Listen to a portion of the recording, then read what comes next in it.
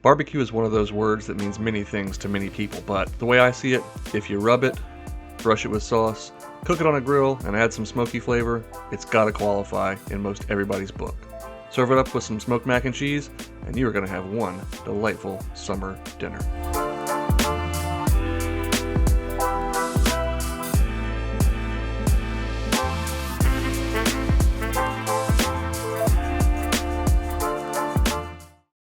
We will start off by making the aforementioned rub, and for the sake of simplicity, I'll just drop all the exact ingredient amounts and ratios down below, and just let you all know, I hope you had a wonderful Independence Day. We took a few weeks off here around dishing out, but we are gearing up for season 12 here.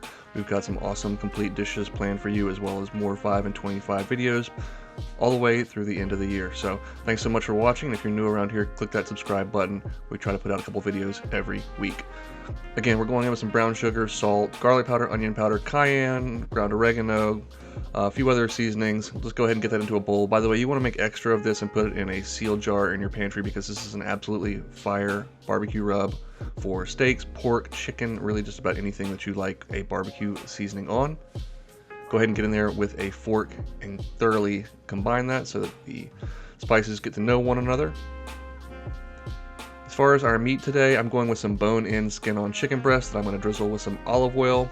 I definitely think for grilling you want the protection of that bone to keep the chicken nice and moist, and that skin renders down and gets absolutely tasty and delicious as well, so definitely go bone-in, skin-on is my recommendation, but some boneless thighs would be a great substitute if you're in a hurry and don't have all the time for these to dry brine and cook. So I'm going to go ahead and with a generous rubbing of that barbecue rub and give these at least an hour in the fridge to let some of those spices penetrate into the top layer of that meat. Do a little dry brine from the salt, but up to 24 hours would be absolutely awesome. I'm putting these on my Traeger pellet smoker, running at about 350 to 375. We want to bring these up to 165 relatively slowly so they can pick up some of that nice pellet smoke. While those cook, we're going to make a really easy stovetop mac and cheese that I'm also going to turn into a smoked mac and cheese using some smoked Gouda, which for some reason I held upside down, as well as the smoke from the Traeger wood pellets itself. So super easy here. We're going to put 8 ounces of any pasta if you're choosing. I'm using some shells. And just barely cover those with water, just enough to bring it up to a boil. Season it with salt, and you want to cook those until they are very, very al dente. I'd go about 3/4 of whatever the package directions suggest. Drain them, and then we're going to add in 8 ounces of that evaporated milk, along with 4 ounces of shredded smoked Gouda and 4 ounces of shredded medium cheddar. Put that over low heat, and then you're just going to continuously stir that until the residual heat from those warm pasta shells warms up that evaporated milk and melts that cheese. But definitely we don't want to bring this up to a boil lest we make that cheese kind of grainy.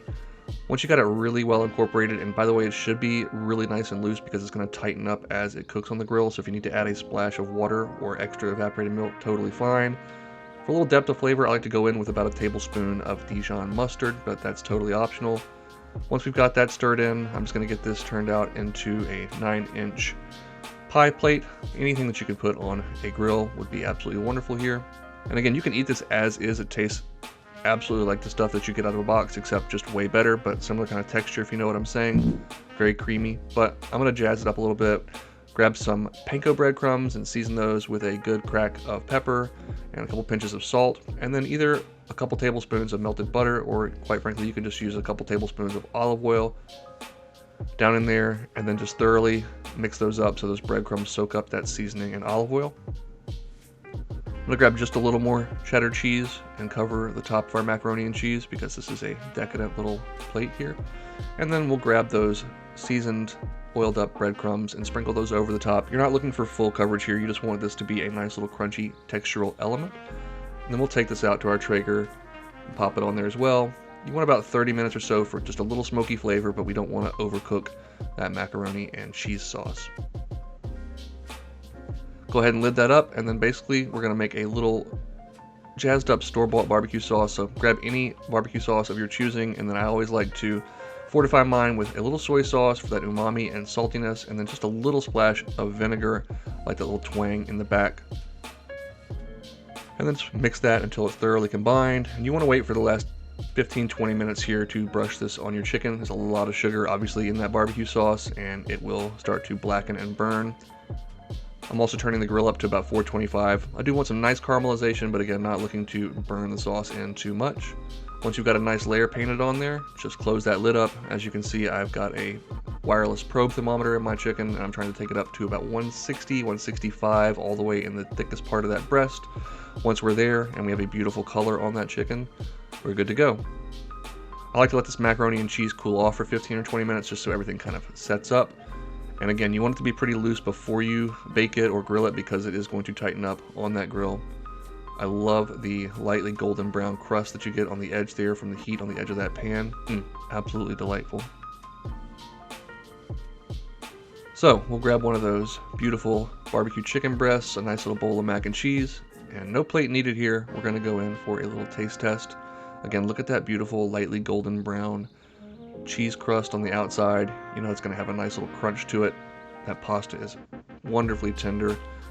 That smoked Gouda really imparts a really wonderful smoky flavor, obviously, and the Traeger grill just doubles down on that same flavor note. So good. You can really use any cheese you want here, or just go all cheddar, but definitely recommend using a blend. As far as this chicken goes, I know chicken breasts can be stringy and dry and boring and bland, and this is absolutely none of those things. It's rich and deeply flavorful from that barbecue sauce that we jazzed up. That rub has tons of great spices and herbs in it, and that meat is just absolutely well seasoned, succulent, tender, and awesome. Gotta grab a bite with both here. If you're looking for a great little weeknight or weekend grilling escapade, I highly recommend giving both of these dishes a try. You will not be disappointed, I guarantee it. Thanks so much for watching, and now it is your turn to go make something delicious.